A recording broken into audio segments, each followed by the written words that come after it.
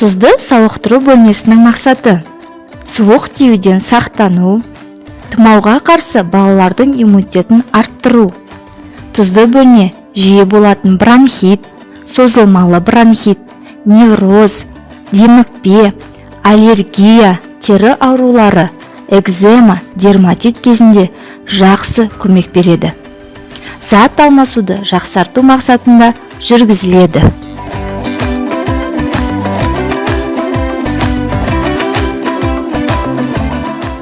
Тұзды сауықтыру бөлмесінің жүрегі галогенератор болып табылады.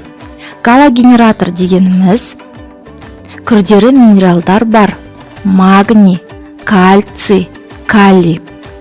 Галогенератор натрий хлоридін құрғақ арнайы аэрозолін шашатын арнайы құрал болып табылады.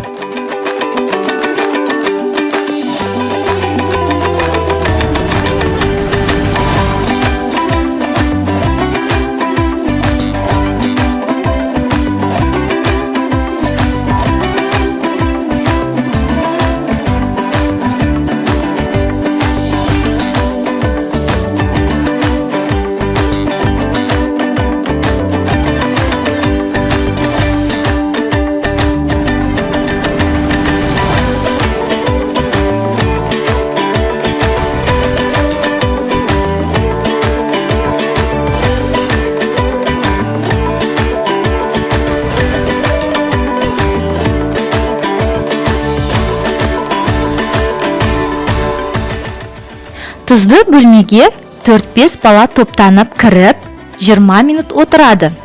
Осылайша балалар 10 сеанс қабылдайды.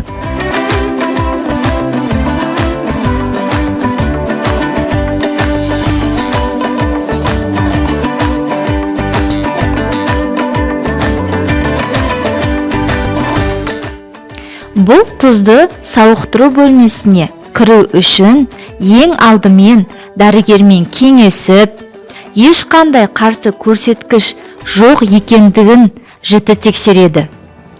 Тұзды бөлмеге температура болған жағдайда, созылмалы құрғақ жөтел кезінде баруға тыйым салынады.